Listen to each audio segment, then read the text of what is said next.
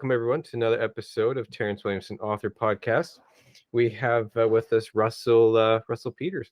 Russell Peters. Hello, everybody. Yes, I look very different on podcast interviews. Nice to meet you. We have Hello. Russell Bird. He has Russ Rantz for a podcast and a Twitch stream. And what else was it again? Sorry. It's all right. It's a YouTube channel, and then on TikTok as well, just doing various content, my guy. Awesome. Yeah. Yeah. So we were just chatting right before we started recording. Russell Yes. asked me what I kind of started doing this for, so we'll just pick Yes. it up from there. Please do. Yes, I would like to actually hear the story because just for your audience, I want to just acknowledge really quickly that Terrence is the perfect personality and intellectual for a podcast. Now, he might guffaw when I say intellectual, but it takes someone who's funny and sharp who can do a good podcast. And Mr. Author, singer, songwriter here is perfect for it. So I want to say, first off, thank you for having me on your podcast because I think this is going to be awesome. Awesome. Well, I think you're describing my brother, Russell. No, I'm not. I mean, he's not nearly as talented as you are. I mean, it's not even close. I mean, jeez. Yeah, it's a good thing we don't have this recorded so he can hurt his feelings. Not at all. Not if you can hear this. No, not at all. Not at all, man. But no, I actually would like to know why the podcast and what kind of came about it, man. Well, it's kind of interesting because there's a while back I was feeling a bit aimless. And so I kind of was like, okay, I need to figure out what direction I want to take for some certain things in my life. So I wrote a bunch of things down and kind of narrowed a couple things. And there's a couple things that I tried that didn't work out, and that was fine. So I thought, well, I'll do the podcast. There's a couple other things I've got going as well.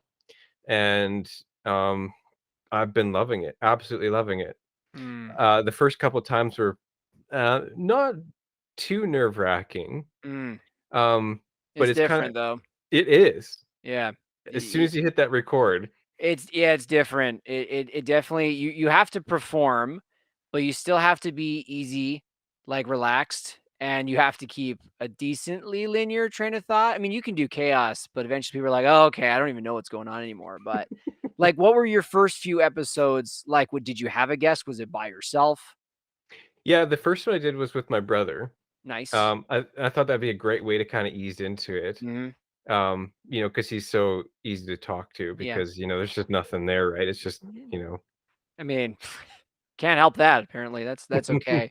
No, I was actually really stoked to hear that. I didn't know he was your first guest, but he told me that he was on. We're going to be on your podcast. I was like, yeah, that's a natural episode. That's fantastic. Yeah, so it went really well, and I think when I started it, the intention was to talk with different writers or different people in different genres, arts, and all that stuff. And I started off on that, but then it kind of branched away from it. And I was on, I had an Irishman on from Athlone. So I've been to Athlone a few times. And so I had him on because I saw him interviewing another friend of mine doing a kind of debate about God and stuff. So I had him on and we had a really good chat. And then someone else from Athlone saw it. And so he said, "Can I come on as a guest?" Whatever. Nice. So it was kind of awesome. It just kind of tumbled out that way. And then, I started getting desperate for guests. So that's when I contacted you. Sure. Hey, you know what? If I'm your backup side chick guest, I am happy to take that role. Just for anyone out there, I'm happy to take that role for you. No problem. No problem. Yeah, lots of insults in this podcast so That's far. right. You know what? This is a safe place. I already feel the aura of comfort and edification. I'm not even worried about it, man. Not even worried about it. But it is true, though. You have to get on a roll. But so did you had the ideology in mind, but then did you decide, you know what, I'm just going to kind of come what may? Or did you have a theme you decided that you kind of kept enjoying? Or was it just like, I just want to legit have a conversation with somebody?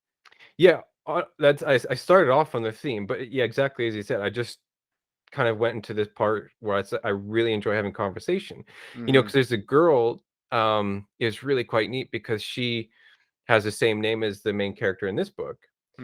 And so then she kind of messaged me and she said, "I've been researching it. I found it's kind of interesting." And so I said, "Well, I have a podcast. Do you want to jump on?" And she said, "Sure." So she's an Italian that was living in Sydney, and then I'm having a conversation with her. And there's no way ever that I'd have a chat with someone like that, right? No. That's awesome. That's Yeah. awesome. It does open up a world, right, man? But Hmm. frick, that's so beautiful. And by the way, congrats on because how long has the Mistress of Auschwitz been out actually for? It was I remember I actually have your first digital book, and it got locked on my iPad. Shoot, what was your book called? It was on my library just the other day. I told Dustin about it. Was that the Pagan and the Jew? Yes, that was Yeah. it. I knew it. That I knew it had the Jew in it, but I was like, I didn't want to just throw it. It had Jew in it. Is that right? Yeah, cool. It was that Uh, one. That's funny. No, man. But how about this book? How long has this been out for? That was 2 years in August. Frick, man. It That's feels like it was longer, but yeah, I was mm. quite surprised. I look back and I was like, it's only been out for 2 years. Are you a if you don't mind me asking, are you a cluster writer or are you kind of like do you just like some people I've known a few different authors in my time. One guy was like he does it like working out. No matter what, he sits down for 2 to 3 hours a day and he Mm. just types. And he's like, sometimes it's fodder, but sometimes I get the gold and I have to do it like a workout exercise routine. And then there's my dad who legit took I think 10 years to write his book. Wow. And he's like I there's different things going on in my life. When I get inspired, I'll sit down and he would do clusters of like a few weeks or whatever at a time and then Mm. set it aside. Did you have a preference? Did you wing it or did you have a rhythm? It's a bit of a mix, but what I found works best is when I'm in a scheduled day and I have scheduled points. For example, like at work, on my Mm, breaks, I write. When I come wow. home from work, everyone's going to bed. I find that's my best time is writing. Yes. All the lights are off. I've just got my little lamp beside me. Kids and I find mom there's are in. no father husband pressure when that time hits and you Mm, kind of feel like it's perfect space to do anything creative. You're like, my obligation to my wife is gone. She's fine. She's either satisfied or angry and in bed right now. So that's totally fine. And my kids are sleeping, so they're not a responsibility anymore. And you yeah. kind of feel like your own person again. Hmm. And you're like, okay, now I can create. So you actually the fact though that you actually write at work on your breaks, I don't know if I could do that. Hmm. It's very impressive to me. Well, I found like when I first went back to work, um, I I just hated sitting and just Mm, doing nothing, hated it. It just drove mm. me insane. So I'd start reading on my breaks, and that was alright, but then I started writing because when I went back to work, I was working as a collections agent for an insurance company, so it was No, pretty. alright. I see. That's fine. Yeah. So I hated the environment, so I thought, well, I need something creative. I need something to kind of pull me out of that to not have it Mm, entirely negative. So I started writing, and it took me about 2 years to write The Pagan and the Jew. And it was a terrible process, very frustrating. okay. Then once you got into the hang of it, now I don't get nearly as frustrated as I used to. When you say frustrated, are you talking like writer's block? Or are you talking like not enough time to work into it? Like what would be the main frustrations of Not the first knowing book? not knowing how to write it. Um, Uh, hmm, like so you like I had a good concept in mind, but I didn't know how to articulate that concept. hmm, That was difficult. But hmm. Okay. what your f- what's your father's book on? So my dad's book, it's I'm surprised he didn't get sued. It's called Life is a Highway, Mm, which is really great. His book is kind of through how the journey of life. I know it sounds kind of cliche, and he would say the same thing, but it actually flowed really well for him. Was how his life, as imperfect and great at times as it was, it actually shaped who he is and how that can actually be a lesson to all of us. He talks about some of the hard things that our family actually went through. Like this was mm, his life story, but he used each chapter to begin with an incident that happened in his life and then how you can take it away and kind of go from there. So it's kind of like a self-help motivational book, which I thought was kind of cool. mm, He did ask us if we could be in the book, some key stories where I'm mm, like, okay, sure. Let's mhm, tell strangers about stuff in our family. It's totally fine. But um, yeah, he couldn't write about anything else at first. He is going to do a few more books. I think that's his goal. But mm, this one was stuck. It was like legit a pipeline where he's like, I can't. I don't know if you've encountered this, but like he's like, mm, I can't multitask and write anything other than this. And until it's finished, I'm on that path. Is that how it works? Because that's kind of what he told us about like the 10-year journey where it's like, I know, but I couldn't just pick up another book until I was finished kind of thing. Yeah, it's very true because there's a lot of times, like, when I get to writer's block, this point now, I know the steps that I can take and some key things I can do to get around the writer's block, but it's very tempting when you're at a point. So right now I'm writing about Mata Hari. She was an Okay. erotic dancer in World War One. It was kind Whoa. of a spy as well. It was really fantastic. Whoa. Okay.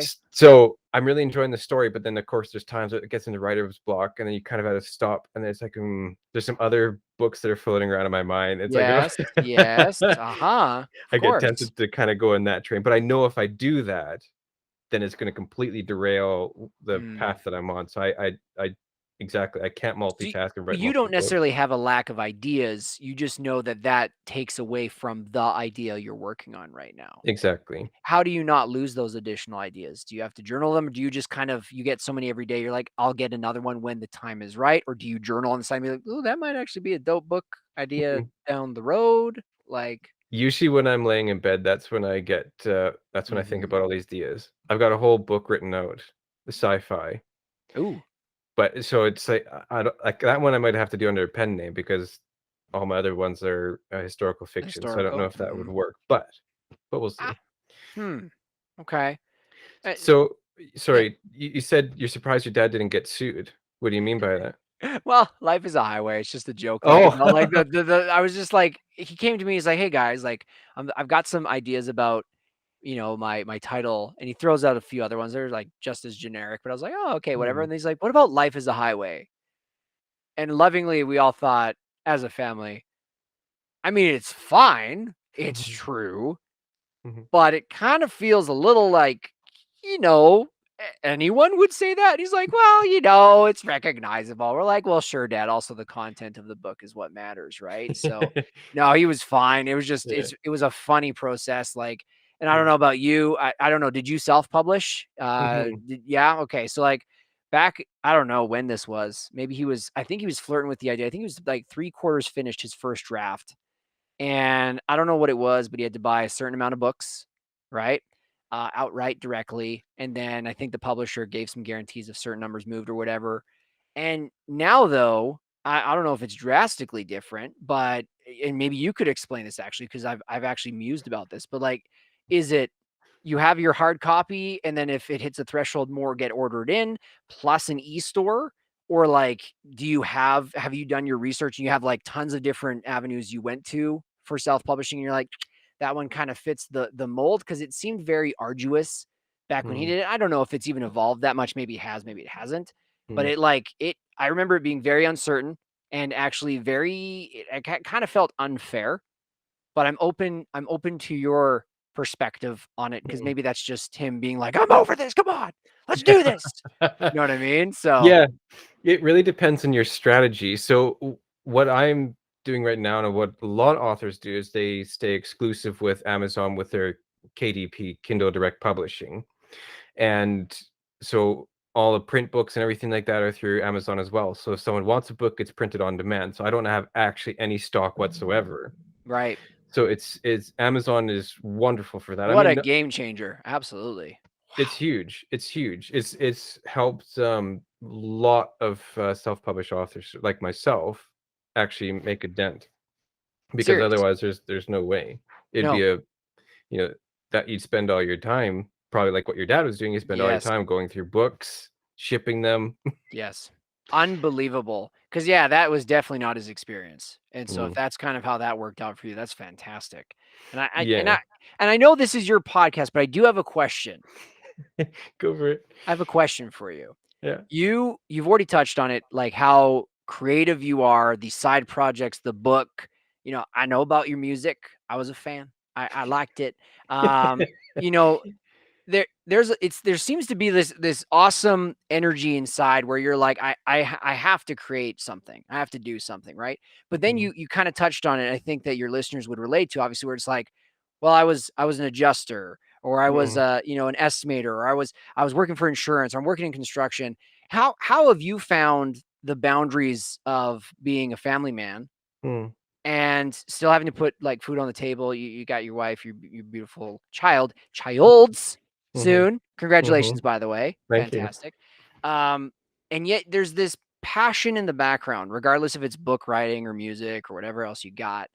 Mhm. How have you found that tension, dude? Like, Hmm. how have you found? I feel like not enough people are talking about because on social media, especially, you see one picture, right? You see like, oh, I love it when the ideas flow and it's this big smile and stuff like that. And you're like, are they actually like stoked on life right now? Or are they like just as burnt out as I feel right now? Because I will tell you on my end, the grind is real. Yeah. There's a lot moving around. So I'm just interested in your perspective because it seems like you and I definitely are driven, maybe in different avenues per se, Right. but we still have very realistic expectations. How have you found juggling that? Yeah. So there's a fantastic quote. I can't remember her name. I think it's Nora Roberts. If I got that wrong, she's welcome to sue me. I wouldn't know, so that's all right. You already sound very smart to me, so keep going. She was asked the same question: how do you juggle all that things? And so she said, in life, you got the glass balls and you got the plastic balls. When you're juggling, if the ones that are plastic fall, that's no big deal. You can pick them up. The ones that are glass that fall, you can't pick them up again. They shatter. And so that's kind of her analogy on how to deal Wow. deal with it. Yeah, it's quite Yeah. profound Yeah. because family is a glass ball. If I drop that, I can't Mhm. pick that up again. No. No, that Um, hurts. if I miss a day or two of writing, I can pick that up again. That's fine, right? Mhm. Mhm. So, and, at first, it was really frustrating learning how to do a balance, Right. but then once I got into the mode and I was able to kind of turn off that part of the brain that is, creative and writing, once I got to that part, it's okay. And knowing that there will be a moment for writing, um, and plus my wife is amazing. And so Mm. I'll say, "Do you mind if I go write for a little bit?" And she says, "Go ahead, no problem." Like, there's never any I like, would say that would be pretty key to anything mhm. you're pursuing right now, obviously, is the backing of the spouse. Yeah. That'd be pretty healthy. It would be E very unhealthy if it wasn't. exactly. And so I'm very fortunate that way. Mm. Without that, that would be infuriating. Yeah. Yeah, it's unhealthy. Um, and then there's another part where it's like, to structure it, there are some times where you do have to, like you said with the other guy that was talking about writing and how it has to be like, regimented Yep. exercise, right? You just That's have right. to do it. Yep. So there are some times where that is the case where you have to force yourself. And usually once you get that engine moving, it kind of rolls downhill and it picks up speed by itself, which Mm. is liberating when you can do that, when you can kind of get things going. Yep. But what I've found is not focusing on the whole project. So if I'm Mhm. having troubles writing because it's like I got to write all these chapters, I got to write another 100,000 words, Yeah. and so it's like, well, don't focus on those 100,000 words, just focus on the next 100. Make a good sentence. Just make a That's good right. sentence. And That's then right. that make a next another good sentence and just write that, and also you got a good paragraph and then you can build off of that. So, Mm. Do you ever find, like, with those pursuits, though, and then the balance of the life? Because I feel like there's a tension on my end where, uh, for those Justin Rivas, like, mhm, he's a great guy. Actually, I asked him for even a quick Zoom meeting. I think it was before the pandemic. Wow, that's a while ago. yeah. I sat him down really quick, and we had a call, and I just said, "Hey, I know you stopped the vlog." This is back when he took a break and he was doing his other stuff, and I just said, like this need and desire to create, this passion that you have in the Justin and Greg show that Mm, he had done as well, which I felt, I thought they were going places. And I still think they were, and I think Justin and Greg would admit the same. But obviously, they had to also focus on their families and their personal lives. But I asked him, I said, with that, was that like all or nothing? Obviously, you stepped back. It was healthy, and you guys took a break and you did your separate venues after that. But right. like, what was the idea there? Because he was vlogging, I think, every day, every Mm, weekday at least, and then he was doing the Justin and Greg show, and like they were drumming up publicity, but that's like hard marketing. mhm, And I just said, like, what were you banking on being famous, or was that just like, well, if it happens, it happens, and if mm, not, this is a great experience? He's like, "Oh, that's a tough question." He's like, mhm, "Because I I remember this so clearly." He's like, "I always wanna shoot if I'm doing something like that, I always wanna shoot for success. I don't wanna just shoot for, like, let's try it. Like, let's try writing a book. It's like, no, I'm going to shoot for, in a healthy way, I want it to be great. I want Mm, it to be famous. If it isn't, I'm not going to be crushed. Like, that's unhealthy. But he's like, I mm, do want to shoot for greatness and then see what happens. He's like, I was perfectly okay and happy if Justin and Greg blew up because I was expecting it to. I was mm, like, oh, okay. He said, but I also had the mentality to be like, not everyone blows up. mm, Not everything blows up. And so, like, with these side pursuits, would you count them as outlets? Would you count them as hopeful secondary avenues of future infrastructure? You know what I mean? Like wealth mm, or whatever you want. Or is it like, I'm just agitated and I want to show something for it? I know there are some people, we probably both know some people where it's like, they don't want to be famous, but they have to mm, build something. Well, are you tired of that? Well, I just didn't feel like doing it anymore, but look what I built. I can walk away mm. from it now. So, like, do you fit in any of those categories? Are you a mix of all those? Yeah, for the books for sure. Um, the nice thing about the books is you have a level of anonymity, Sure. right? They Mhm. they know my name.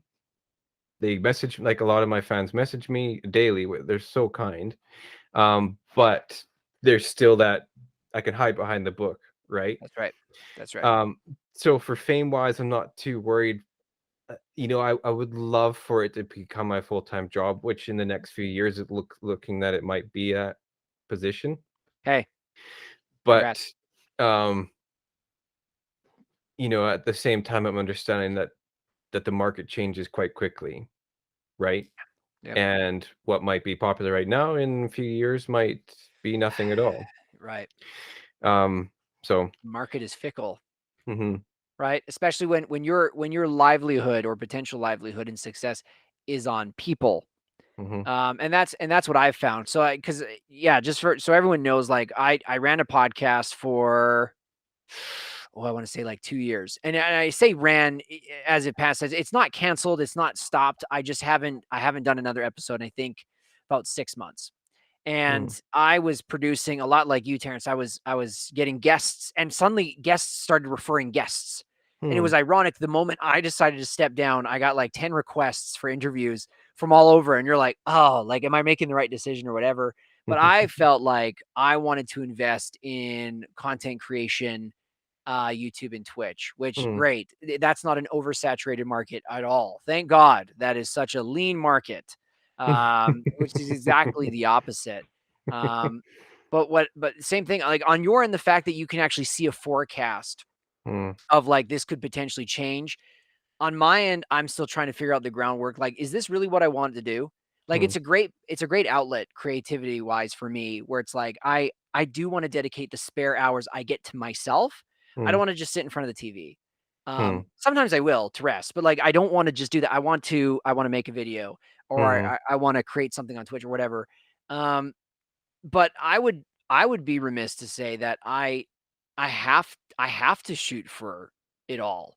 Otherwise, I don't know if I can do it well regardless. If I never blow up, I don't know mm. if my quality would be there if I wasn't shooting for that. Have you found the same experience, or have you found some like, wow, actually, like I did something kind of half-assed the other day and it was brilliant. You know what I mean? Like Mm, I feel like I have nothing but everything to give. mm. And that can be dangerous, but like, I don't know, man. What about you? Like, Yeah, like with the books, I write like 2 to 3 hours a day. Not wow. every day, but No, but usually like today, for example, I wrote, so I had 2 half-an-hour breaks, so there was an hour there that I wrote, and then I came home and, my wife went out shopping, and so Aylin was on her iPad and I wrote for another hour there, right? yeah, Um, and then, I got off, hung out half an hour with her, and then came on the podcast here. wow. So yeah, with this podcast, um, I I tried doing a bit of promotion for it, and it got a bit of views and all that stuff, but it'll never, like, I don't think this podcast will ever be to the place where I can make money from it or Right. monetize, and that's okay. The I'm Joe Rogan having experience. Yeah. Yeah, yeah, I'm yeah. having really meaningful conversations, Mhm. and, I'm finding that it's really impactful for me, Yeah. and it's really therapeutic, and I love doing it, so I'm just gonna keep going. And note you're not doing like 2 to 3 hours a day for the podcast. Yeah, exactly. Right, you got your setup. It's probably maybe an easygoing setup where you're like, yeah, plug and play. Got a few people lined up. Mhm. Hit record an interview. This isn't like, well, the infrastructure's there. I've really, obviously that goes into what you're hoping to build, Yeah. right? It took a while to learn on the back end for, like, some of the software and stuff for editing, figuring out which system I wanted to use for Yes, doing all this. That took a while, but now that I've got into the groove, yes, I just listen to the podcast afterwards, and then I edit it as I go. yes. I'll take out most of what you say. No problem. It just hi everyone. It's Terrence Williams, author, and this is my guest Russ. Awesome. About me. This Mr. Book, great. And I'm just waving in the background for, 45 minutes. And hey, what's up, everybody? Rick sakes, Yeah. man. That'd be S great. so, let's talk about you a bit here. I Sure, feel like sure. we've talked about me a bit too much. I think you're fascinating though, but okay, no problem. Thank you. I'm ready for you. So why don't you tell us all, if we're like 20 minutes or 30 minutes into this podcast, and only now am I just asking this, but I'm having a great time. That's fine. good. What is your podcast Twitch Okay. YouTube channel? So with anything related to my brand right now, which is Russ Rantz, um, that's R just so everyone knows, that's RUSS space RANTZ. It's not complicated, thankfully. The Z I know is kind of kooky, but it worked out. I wasn't taken on YouTube. Um, my content is based upon it kind of the podcast was birthed out of I just want more conversations of Mm, purpose though. I don't do things by accident. I'm a pretty intense personality. I'm very boisterous, right? Obviously, I'm very lively for sure. And I have those two extremes. I'm very extroverted, so like at a party or a hangout, yes, I'm very loud, absolutely.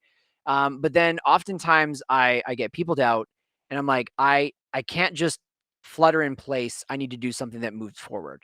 mm, And that seems very deep, and it can be obviously, but it's also very overwhelming because that also leads to a lot of restlessness. So my podcast was about like channeling that restlessness to be like, who else out there is contributing, who else wants purpose? Who else is fighting for something? So I had like foster parents interview. They were phenomenal people. I had a dad's courageous story about how their middle son, his struggle with drugs, the in and out, like crazy story. It was phenomenal.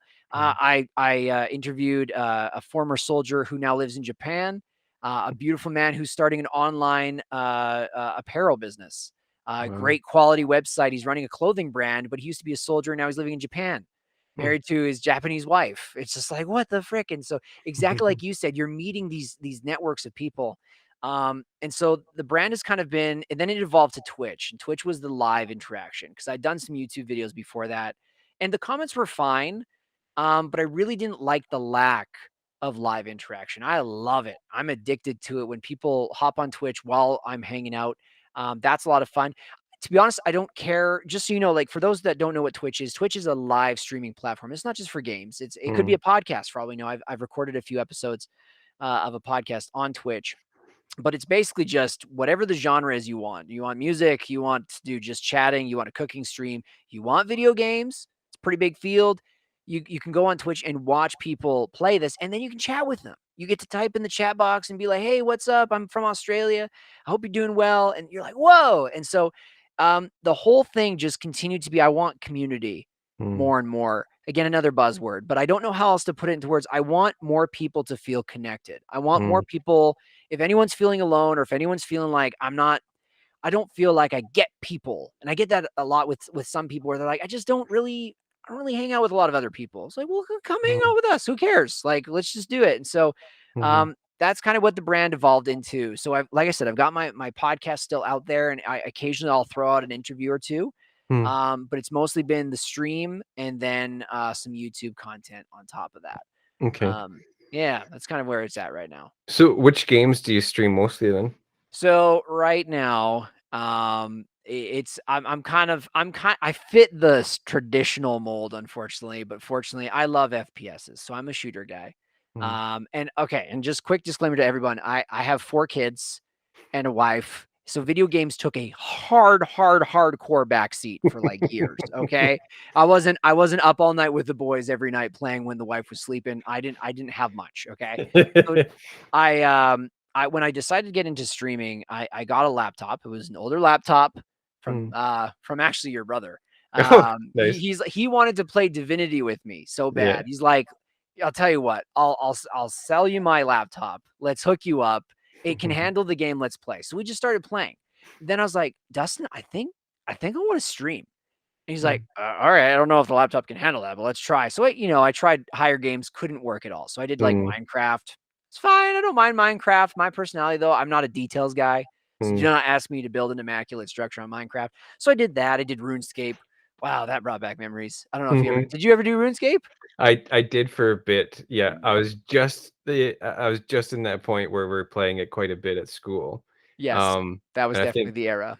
I think Yeah. if I looked at it again, absolutely it'd bring back some memories. But Yes, yes. Yeah, the circles I had, some people got wildly connected and they still play it to this day, which is fantastic. But no, that didn't last long. And so I actually saved up and I talked to my wife and we were like, if we really want to do this, I want to do something that I enjoy. So we finally got a gaming computer. That worked out. And it wasn't crazy expensive because bills to pay. But I've been playing Call of Duty Warzone, Apex Legends right now. mm, I'm probably going to play this unknown game called Battlefield 2042 when it comes out. yeah, who I knows about that The one? press just looks like, just kidding. Looking forward to playing that too. But that's been the games I get to play. And then what's happened? I'm a terrible gamer. Oh, Okay, full disclaimer. I'm not very good. mm, Right. I took a break, so I'm back on it. It's brought people. mm, Been cool. People are now asking, like, they add you online, you become friends with them, and then you start playing. So you do these streams with people that you probably would never hang out with, mm, and now they're your regular squad mates. And mm, you're like, oh, that's cool. So that's kind of what I've been playing lately. It's been a lot of mm. fun. When did you get 4 kids? When did I? Well, that's true. So yeah, we just had our fourth 3 weeks ago. Oh, wow, wow. Yeah, That's yeah. crazy, congrats. Yeah, thank you very much. Yeah, time flies, man. Like we had my oldest son Titus is 7, and then Ephraim is 5, Mm, Keziah is 3, and then Uriah is 3 weeks old. mm. So it's been a lot of fun.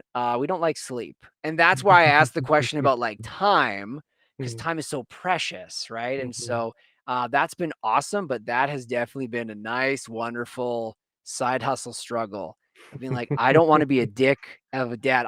I think that juggling thing is amazing. That Mm, analogy that actually scares the crap out of me yeah. because I'm going to throw this at you, Terrence. Go for it. If you had the choice though, and you're juggling the Yeah. plastic and the glass balls, Mhm, and someone said, "Well, here's the thing: if you take a chance on juggling more the glass balls mhm, and taking a few more chances, that could lead to more things coming your way. mm, But there's bigger risk, bigger reward. You could drop the ball on mm, some family stuff." I guess I should reverse that. If I invest in more in a plastic ball that could turn into a glass ball, mm, does that screw up the other glass balls? Would you do that? Is it always a balance? I did a podcast episode on this called Putting a Dent in the Universe about Steve Jobs, mm, right? But he torched his relationships and friends to run Apple, yeah. right? He torched them. Mhm, Part of his personality, but also like the guy was brilliant, but he also just saw the big picture. He's like, doesn't matter. Our mhm, friendship is great and nice, but if that's in the way of the big picture, I don't want it. mhm. Right. It's like, where's that balance? It's a tough question, bro. It really is, it really is. And I think to do that, I've cut back on a lot of other things that I Yep. enjoy doing. 100%. I see, the thing is, and this is what I find because people have asked me, like, "Where do you find the time to do it?" It's like, Yes. honestly, like, pull back, don't watch 2 episodes of a show.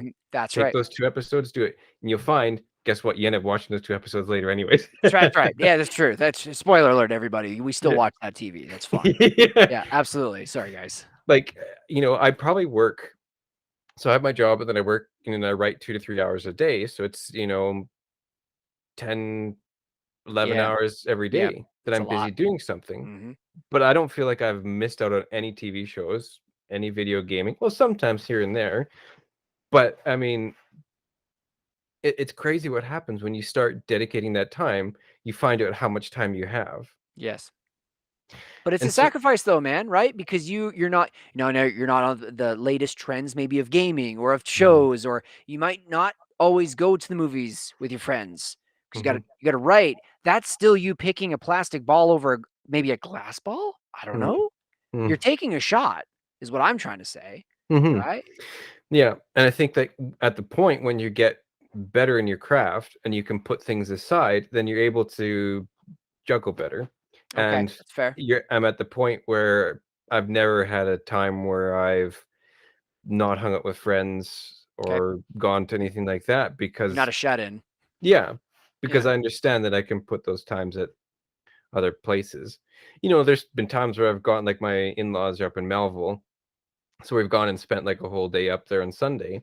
And so, I've brought my laptop up. And, I kind of go in the other room for a half an hour, 45 minutes, an hour, and I write for a bit and then come back and rejoin the party.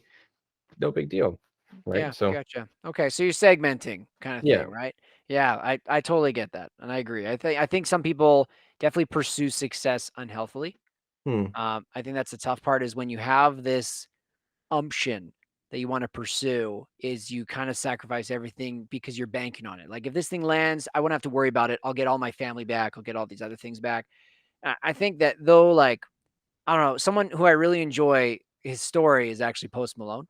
Oh, Um, yeah. Yeah. yeah, like the guy moved to Los Angeles with his buddy. He had like nothing. He had no idea what he wanted to do. Hmm. And his buddy was running a YouTube channel. I can't remember what it was about. I don't know if it was Roblox or Minecraft or something, but it was a really good YouTube channel. And Hmm. so Austin Post went there to just help out with it. And he was just this derpy character in the background and stuff like that. But he was Hmm. doing some music in the background, right? Then he releases White Iverson, if I'm not mistaken. And the next day, like he goes to sleep, he releases this song on SoundCloud, and then freaking celebrities are tweeting about the song.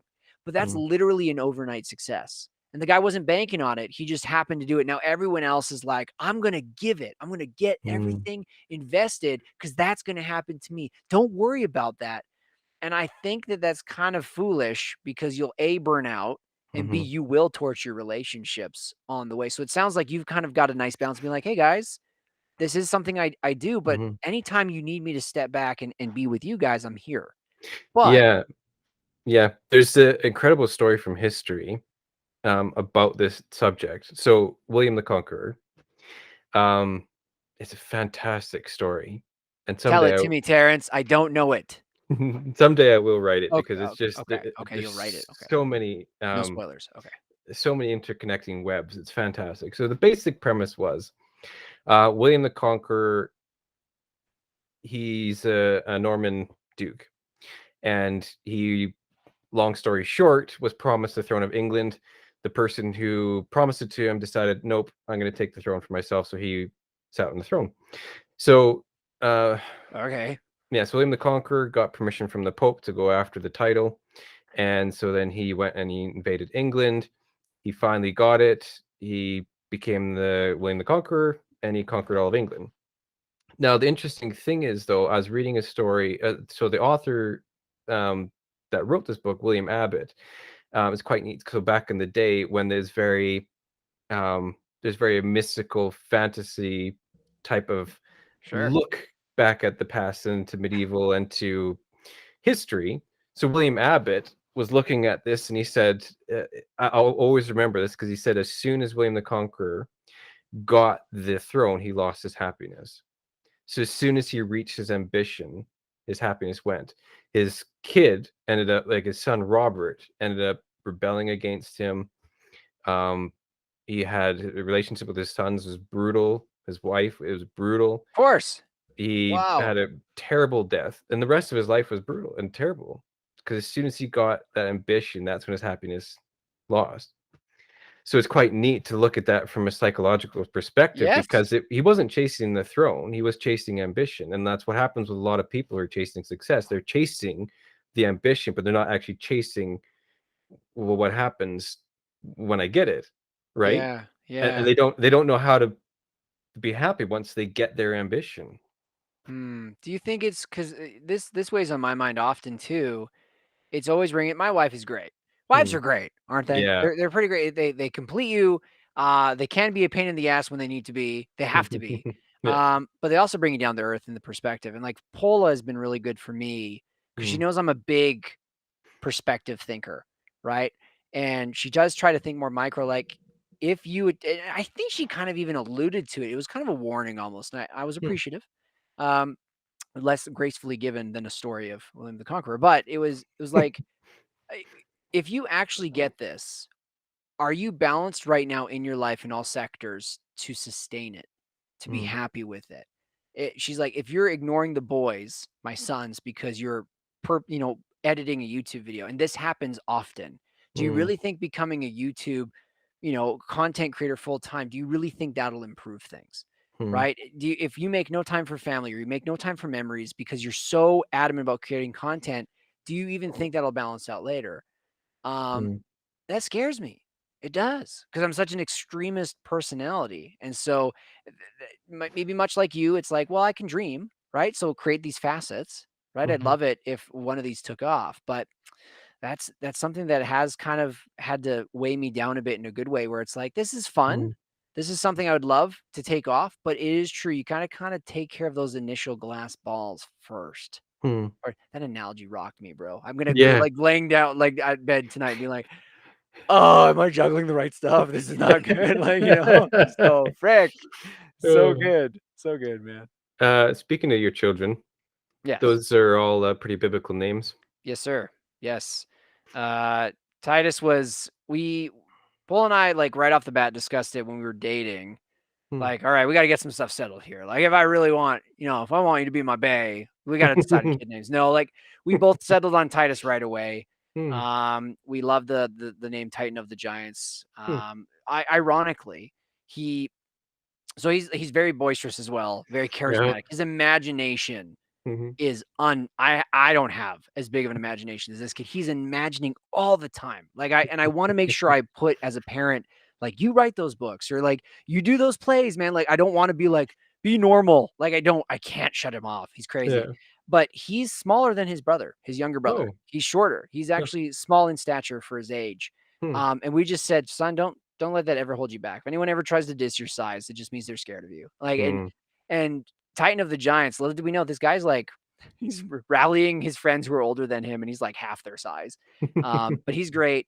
Ephraim, we loved that Mm, name. Like, we were researching for it. Like, I love biblical names, man. They mm, were great for me. I loved. It was actually your father.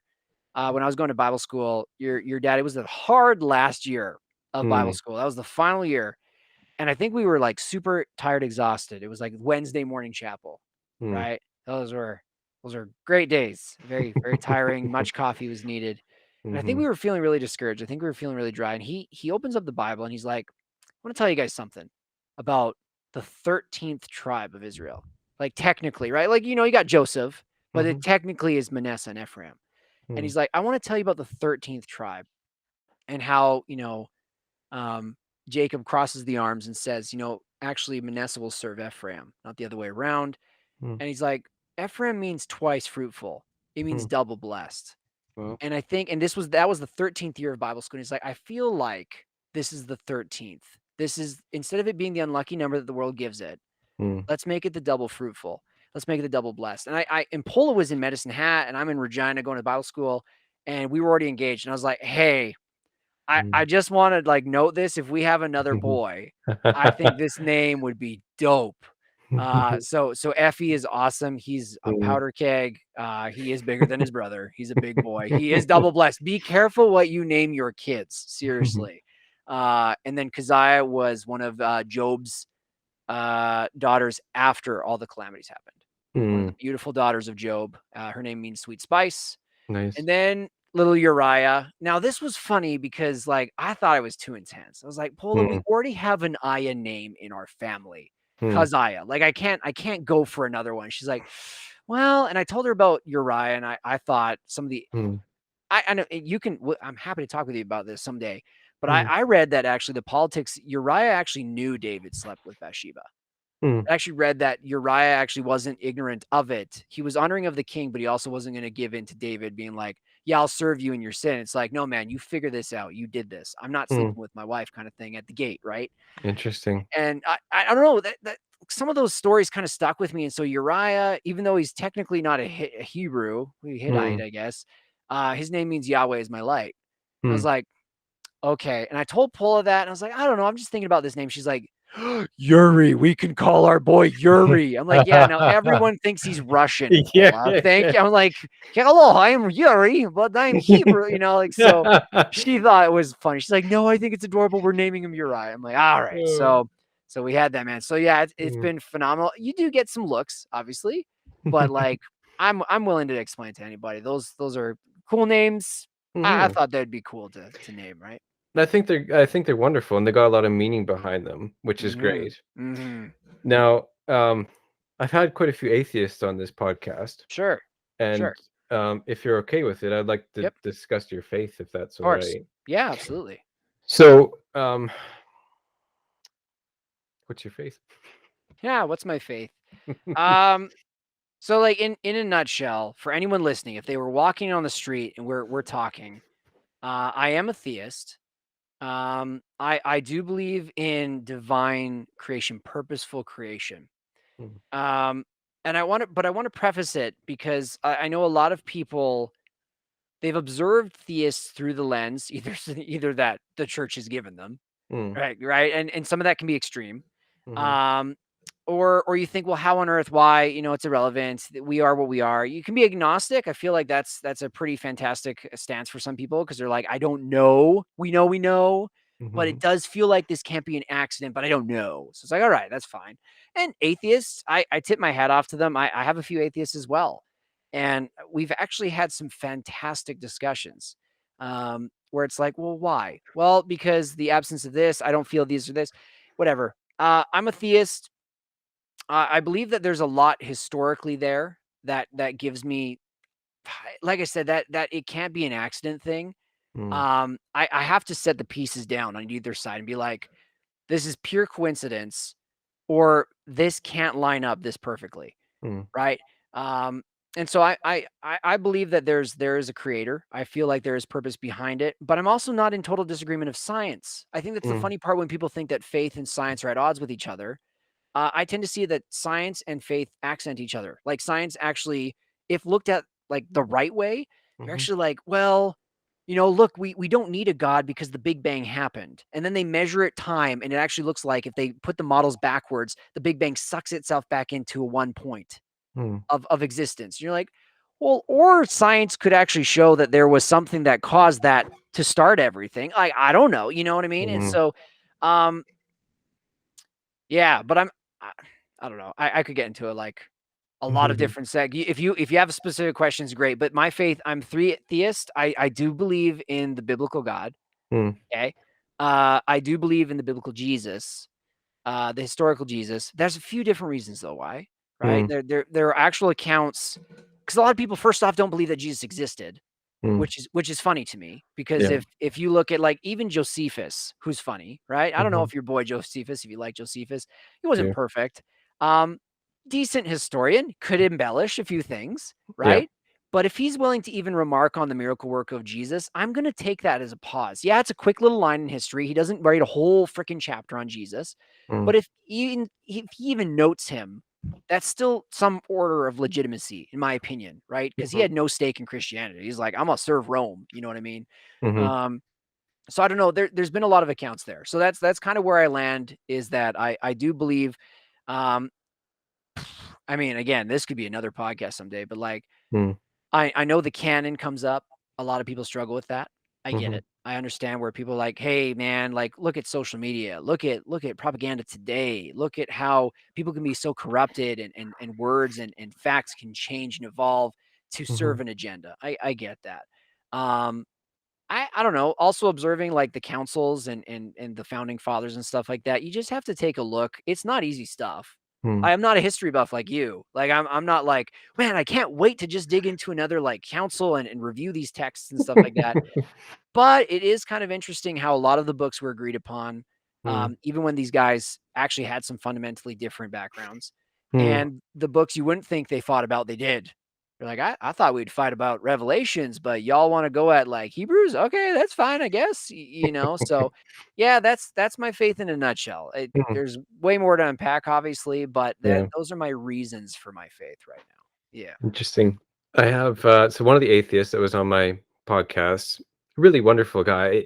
Yeah, Really enlightening viewpoints on life and all that. sure. Really changed my perspective on bacteria, believe it or Mm. not, Hmm. and how impactful bacteria is to our life. Hmm. Um, it's so profound to me. But anyways, so he's having me on his podcast this Saturday, and he wants me to discuss my faith and why I'm a believer and all that Wow. stuff. Wow. And I kind of going, and I'm Damn. happy to do it, but at the same point, I'm like, I don't know if I'm a good person to do this Mm, because I mean, like I am a theist. Um, see, I can explain deism. I can get to that easy. sure. Getting to theism is a bit harder for me, Yep. but I am a theist. Um, but I mean, like when he's asking me these questions, like, man, you're kind of looking at yourself. And it's like, what do I believe? Yep. And so Yep. I'm like, I was like, man, I have to really meditate on this. But I've been following. I've actually been following this Mormon guy on TikTok, and he does these really incredible videos because he's got a PhD in religious studies, and also in translation of original scriptures and original texts. So he's really knowledgeable about what those words originally meant. And so, for example, I'm sure you've seen this a lot where they say Jesus was talking about Gehenna, which actually meant a place Dumpster that's, fire. yeah, that's not true. Apparently, Gehenna was actually a place, when he was talking about Gehenna, everybody knew that he meant literal hell as we know it today. Right. And so also you hear a lot of people saying like, before Jesus, the Jewish understanding of hell wasn't really all that fine tuned. And when then Jesus came along, that's when the idea of hell was more populated. Right. He said, yeah, if you look at the Bible, yes, but there's a lot of Jewish texts outside of the Bible that are part of the Apocrypha or weren't included that describe a lot about hell.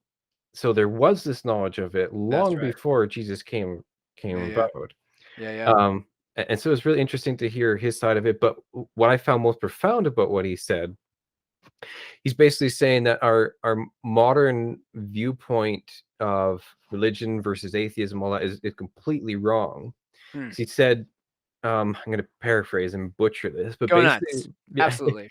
basically what he was mentioning was that um, before the Renaissance and before the Enlightenment, what we viewed religion was how fervent is your love for God. Right. After Renaissance, we said, are your prepositions true? Right? Is this true? Is that true? And so he said that's a false narrative of religion because I think that's where a lot of religious people, when you get into debates, Yes. that's where it goes crooked Yep. because you're debating it based on the preposition true or not, which I think is worthwhile to look into. But the idea is that religion is not that. So like for religion, for me, is it's meaning, it's fulfillment, it's community, it's a lot of other things besides that as well. But that's basically what it is. Have you ever read the book Finding God in the Waves? Finding God Within the Waves? I don't know if No. I'm butchering the title. Mm-mm. Uh, his name is Science Mike. If someone's listening to this and knows what I'm talking about. I never knew who Science Mike was. Um, eh, I would be interested to know your thoughts on it. Some of my family members were going through that buzzword of deconstruction, Mm, right? Like, let's tear this apart. Why do we do stuff in church? What are we doing? mhm, Because everyone listening out there from all creeds and religions, I don't care where you're coming from. There are going to be people disillusioned about what you believe. mm, Either because what they see and they're told to believe doesn't line up with what they see, mm, or something doesn't sit right and they can't help but be like, I got to explore something else. And so, one of my family members was going through deconstruction, and this friend of his gave them this book called Finding God Within the Waves or In Between the Waves or something like that. His name is Science Mike. Just Google it, okay? It's his book, and apparently he's a famous dude, really knowledgeable guy, and he's called Science Mike because he did like a radio or a podcast and knew all these science things. mm, He basically was like a Baptist minister, if I'm not mistaken, like a youth pastor or something like that, deep, deep into like that kind of type and style of Christianity. mm.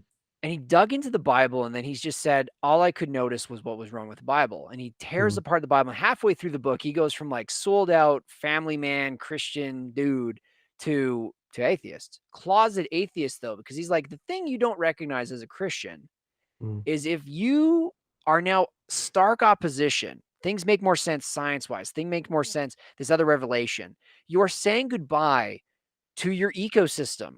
You're saying mm, goodbye to everything you know. My wife, he's like, my wife is a Christian. My kids go to Sunday school.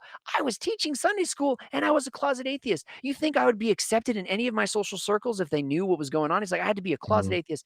But I digress. What the whole book's premise was is that science, the reason why we feel things, the sensation we get when we raise our hands, how we feel when we pray, the visions, the sensation, the tingles, he can go to every survey, any statistic scientifically and show how the body actually just builds off of those neurons and we feel those signals. And so whether mm. religion is true or not doesn't matter. At the end of the book, he gets to religion is healthy for you. And my one of my family members who was going through deconstruction was so angry at the end of that book because he's like, this is useless intel. I'm wrestling with faith. I'm not wrestling with if it's good for me, because why would I believe something that is or isn't true just because it gives me health? He's like, I Mm, care about more than that. And he's kind of like me, where mm, he couldn't handle that. Um, the deistic, theistic stuff, I think that there's going to be people that are going to wrestle with that forever because too much can make sense or too much can't. mm, There's a book I'm reading right now. The only reason why I knew what you were talking about with Gehenna mm, is I'm reading right now a book by Preston Sprinkle and Francis Chan called Erasing Hell. mm. And it's not, I'm not going to say it's a direct rebuttal of Rob Bell's Love Wins, but it's Right. a direct rebuttal of Rob Bell's Love Wins. And I've read both. I'm almost done Erasing Hell and I've read Love Wins. Mm, And I've realized that a lot of people can't handle the summation of Christianity. They mm, can't handle that there are people that in their minds are amazing people, mm, uh, are going to lose. If you just to sum it up in very simplistic terms, it's mm, like, I don't care. This could be the most true thing in the world. You could have all the historical and archaeological facts ever. I don't know if you've ever read Lee Strobel's Case for Christ, but like he goes mm, through this whole interview process, and he's like, I ultimately just couldn't disregard that this was historically, archaeologically true that Jesus exists, and he was also the savior of mankind. People are like, I don't care about that. mm, If good people lose, I can't get behind it. mm, And I think that's a really tough one, Terrence, because religion, whatever faith you're from, is very personal. mhm, It's very emotional. It can empower you, it can fill you up and can give you life. But what happens when all of a sudden the blinders come off and you're like, whoa, like that's the end result of these tingly feelings I feel right now on a Sunday morning? mm. That's the end result. Yeah. I think that shell shocks some people. And obviously it's an oversimplification I just said in like 5 minutes of like there's so much to unpack. But Mhm, I think that's why, like, even with atheists, you ask an atheist why they believe what they believe. There's a perfectly logical reason for it. mhm, But then when you get into a nice debate with them and you say, well, hey, if I may counter, let's go mhm, back and forth with some arguments here. It typically ends up to the same place where it's like, you interpret that this way and I've mhm, jumped to here. The issue remains, but we've this chasm. I'm on this side of it where I'm like, I can't, and on this mhm, side, it's like, oh, and so I find it fascinating and heartbreaking and liberating. I mm, love this stuff, but it's also it's tough, man. mhm, It has to be done with respect. It has to be done with an open mind. mhm. Don't try to win when you talk with you. Can I just like yell at everyone really quick listening to your podcast? Don't try to convince the other party. Be Mhm. prepared to own your crap. Like, be prepared to answer really good questions. Yeah, Like, why does the Bible contradict numbers in certain areas of text? yeah. Why are certain stories said almost half-assed wrong in the synoptic gospels? Yeah, challenge that. That's a great question. Mhm, There might be a reason for it, or unfortunately, there might not be enough for it to have a reason we would understand. The Red Sea Scrolls came out, everyone's like, "Oh, like, the Bible isn't totally full of ass, I guess, but I still have a lot of questions. You know what I mean? So I'll shut up there. But I just mhm. find it very fascinating to me right now. No, it's an excellent point. And the 3 discussions that I've had with, so I had 3 atheists on. Funny thing, it never meant to be that way. It just kinda ended up That's talking a great. lot about it, but Yeah, it was that's really great. good because neither of us were really trying to convince the other, right? No, So one person states their position, the other states theirs, and I think that's the way to do it because honestly, I've never had a debate with anybody that's convinced them, never. 100%. 100%. Never. And there's a lot of things that someone will say that you like to absorb, and I Yep. like to think over. Yes. So one of the guys I had on, you might actually know Tim Blackett, hey? Yeah. Yeah. Yeah. So it's funny I was telling him because so I left the charismatic church. Well, we both did about the same time, and he started going to this Anglican church. So I went with him to the Anglican church, and I fell in love with it, and Mm. I've been going ever since. I just love the church, Wow. and so it's funny because now he's an atheist, and I was laughing with him because like you're the one who introduced me Hey, to the thank Anglican you for church. this. Appreciate it, Tim. Yeah. Yeah. Thanks So to you. Yeah. yeah. So I was talking to him because he's now an atheist, but the thing is, like, he did a lot of research. He read a lot of books. He really looked within himself, and this is the conclusion he came to. It was a rational conclusion. It wasn't anything that was just one day, F this, I'm gonna Yeah. go do whatever That's the right. hell I want to. Yep. And so I said for him, I was like, honestly, I'm happy for you that you feel at peace. Right. You know, honestly, to be truthful, it does break my heart. But, you know, this is how he's rationalized the world. This is where he's found peace. Right. I'm more than happy for him that so and when he came on, I just want to hear his viewpoint. Yep. What led you to atheism? And he talked about it. There's nothing in me that said, well, I got to convince him, get him back into the fold. I think people take it personal when they can't. What's the right way of putting it? Like, I think people get angry or they go into this unsettling debate when they're not happy other people have chosen free will, just Mm, like they have. mm, I do argue it's one of the hardest things to experience. Imagine being like a parent and like you raise up your daughter to be like this honoring, awesome woman, and she's like, you know what, Dad, I want to, I want to go to Vegas and see what I mm. can do in clubs and stuff like that, and see if I can make a living. And you're like, not, like you Yeah, want to yeah, yeah. freak out, and yet you're like, I've raised a strong, independent woman who wants to exercise free will. I may not think that is a rational, wise decision, Mm, or it might be perfectly rational and wise. But guess mm, what? That tension resides still that you're like, I care about you, but just like I have free will, you have free will. mm, Come what may, let's have a discussion about it. So I think people get very angry when they're like, you don't line up with me. How mm. dare you exercise what I'm exercising? You know what I mean? Yeah. So that's tough, bro. That's tough, but that's great. I would Mm, honestly say just continue to have those conversations. I think I've discovered the best stuff, the best content, the best feedback from people when we've talked about theology or even just history, science. It's awesome. When you're mhm. not going in with the agenda to convince, well, let's swap ideas. Why do Yeah, you yeah. believe this? Why do you not believe in a theistic God? Well, boom, Mhm, boom, boom. Those are great points. I have thoughts on those. The fourth one's got me thinking because I've never thought of that before. You know what I mean? An mm, exchange of ideas, I feel, is probably the best way to go rather than, well, I really lost that fight. I don't think mm. it's the best way to go about it, man. So Uh, good on you. I think that's Yeah, fantastic. yeah, it's so true. Because I've been watching a lot of debates. I just I love Christopher Hitchens. Hmm. Um, I disagree with a lot of his points, but I find myself agreeing with a lot of the things he would say.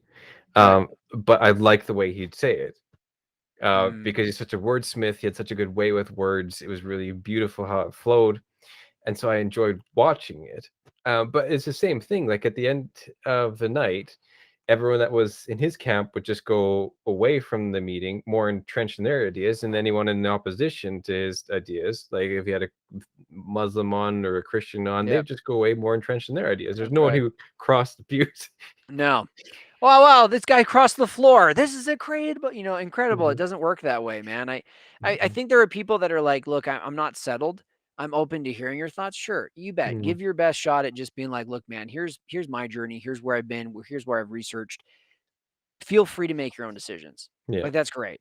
mhm, But I think that when you come in with an agenda, people can smell that. yeah, And also, if your character doesn't line up with your belief system, Man, there's no worse false advertising than being like, this is the way you should live because of X, Mhm, Y, Z. And then you're an actual asshole everywhere in your life. People are like, I mhm, want nothing to do with that ideology.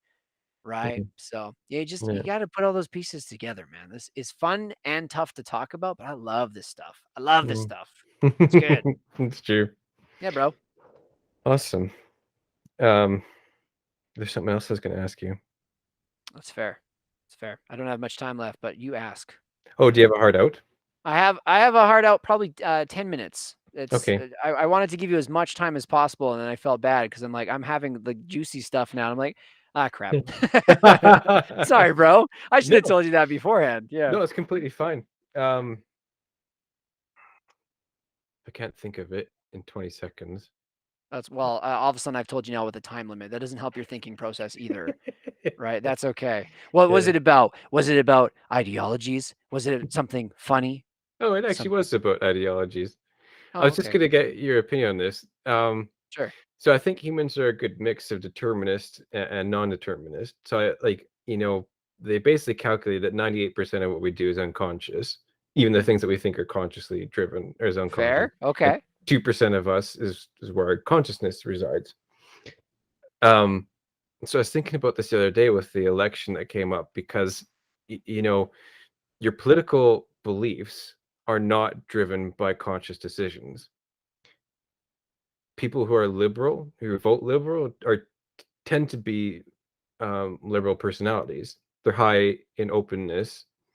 Um, they're high in compassion. Like I had a girl on, fantastic girl, Tara Marie Rose. She's does fantastic work building homes for people. Wow. What's it called?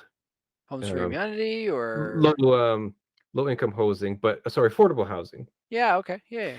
Yeah. So that someone who's a low income can get into the same kind of house that Yeah. someone who's on a higher or like mid range income, Higher right? So bracket, mid bracket. Yeah. you're not going in, North Central and Regina. That's just because you're low income, you're not forced to be in that place. You can get into the same place. I think that's a fantastic idea Yeah. to raise people's levels. So her position would be liberal. Right. So I was kind of thinking about that, and I kind of thinking about how I'm wondering if this kind of translates to religion as well. Do we consciously make these decisions? Are we am I consciously a Christian, or is it my personality? Is it a lot of other factors going on that kind of drive me to this, or is it that 2% that causes me to be a person of faith? I don't know. It's a great question. The funny part is that you've got theists that would argue that a big factor of that 2% or 98% is a divine God that can do kooky things that you can't always control, Hmm. right? Then the atheists would say that hell yeah, like we move forward, we absorb our culture and community around us.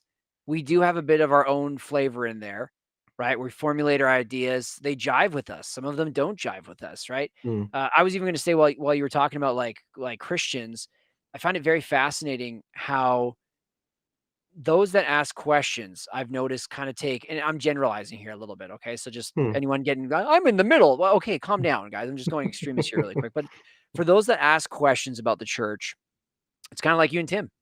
Hmm. It's they either ask more questions that further entrench their research, their drive, their desire to know, okay, I don't feel settled about this. Let's dig, Hmm. right? Let's ask those questions. Um, and I guess I should mention the third party that like don't care. Like, ah, Hmm. whatever. I was raised a Christian, I am, or I'm an atheist. I didn't think about God. Who cares? You know what I mean? Like, sure, there's that third party, okay. Hmm. But the other half asks questions, and let's just talk like I don't know, the pendulum of ideologies here. They're maybe more liberal than their Hmm. conservative church, but they associate religion with conservatism, right? They Hmm. associate religion, they associate Jesus with a conservative with the right, right?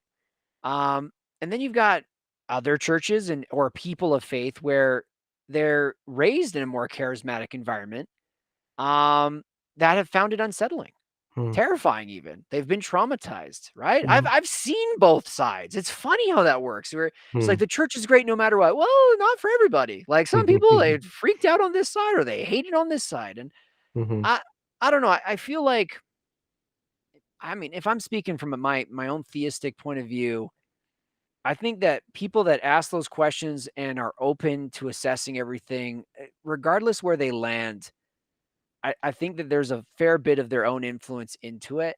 I do Mm. think that there's a bit of it where it's like, "Oh, man, this is a choice, right? This is on you." I don't know. The hard part is when you like get somebody that those what if questions where they were raised in an environment all their lives, like the what do they call them? The pygmies in Australia, where it's like Mm. they have no outer culture to reference. They live and they die in their village. Were Mm. they destined to never believe anything else? Right? That's a deep question. That's a Mm. scary question. Mm. Um, but I do think that there's a healthy portion of either an apathy, right? That third party that doesn't care. People Mm. that ask the questions and get angry, or the people that ask the question and think, Mhm. okay, I think I got what I wanted. I don't know, man. I just Mm. feel like it's more of a pursuit than that, because I think that if you were lazy, you'd still be at your other church, or Mm. you'd be out of it. Like, Mm. let's be real. The fact that you guys were like, I've wrestled, I'm wrestling, I'm still pursuing, I'm still exploring. Yeah, let's give this a try. That shows Mhm. effort to me. That doesn't show like a passive, well, you know, Mhm. the fact that that jived with you, well, yeah, okay, there's that individualisticness a little bit. There's that, yeah, Mm. I vibe with this, but that was still your choice in being like, yeah, let's try. Let's see. And Mm. yet Tim didn't connect at all. If anything, it pushed him out further. He's like, yeah, this further settles where I need to be. Mhm. I find that fascinating. Mm. But Yeah. that's my take on it. I don't know if that really answered your question, but that is my perspective on it. Okay. I should clarify, Tara, if you do end up watching this, I'm not calling you an unconscious liberal. But no, just so we were very clear on that. I was just using an example That's because, funny. No. um, yeah, it's quite neat because she's talking, she's talking about it, and so in the back of my head is I was just kind of spinning. And I Sure. was thinking about where I land because, I did one of these things where it shows what Yep. political party you're with, Mhm. and I'm kind of like Were you center. shocked? Yeah, Oh. I was well, sort of. I'm pretty center because there's a lot of things that lean right on. Mhm. There's a lot of things that lean Mhm. left on, and Mhm. I'm like I'd say I'm about 80% to what the world is, and I'm pretty center. And it's the 10% on the Yeah. left and the right that are Yeah. making most of the noise. Yes, they are. Yep. Um, so I'm pretty much in the center, and the thing that I think the party that I was closest to, so I was in the bottom right, which I think is authoritarian right, and like on the Ooh. four square graph, which Yeah, yeah. feels strange to me. Yeah. But I was, like, Oh, just barely in that box with, like, but you're the in it. Okay, I and then, got you. like, the what is it? People's Party of Canada were Yeah. way down in the bottom right, so I wasn't Yeah. I wasn't as far as they No. were. I I was did just that a while. I center. wish I remembered too, but I remember doing that one a few years back as well. Mm. But no, but like Jordan Peterson, right? Whether you love him or hate him, that's okay, Mhm. everybody. Freaking out, okay? I'm just saying, like, the guy's smart. You don't have to agree with everything he says, right? Mhm. But Jordan Peterson was in an interview and he's like, they label me conservative because of some of the things I stand for, yet Mm. fundamentally I'm liberal because I'm Yeah. open to free thinking, ever evolving ideas. Mm. Um, I found that such a dichotomy where it's Mm. like he's framed and labeled like conservative, right? He's labeled right. And yet the fundamental way he processes his ideologies is left technically. I still think the pendulum thing is kind of Yeah. unfortunately pretty broken. Mhm. Because like for example, like what happens if you and I, the way we process information and come to our decision, we're actually quite left. Mm. But the way we process and the way we've observed things has led us to be a little bit more centered or right. You know what Yeah. I mean? Like Yeah. I find it so messy. I've had some great discussions with people, beautiful people. Mhm. Where they're in the NDP and I lined a little bit more to the right because they're like, I want these programs, I want this infrastructure. But then Mhm. the part of my mind in the back is like, well, how you paying for that? Like, Mhm. how are we gonna sustain that? Like, well, Mhm. and so I don't know, man. I Mhm. think that it's still great. Again, have those discussions open Mhm. ended.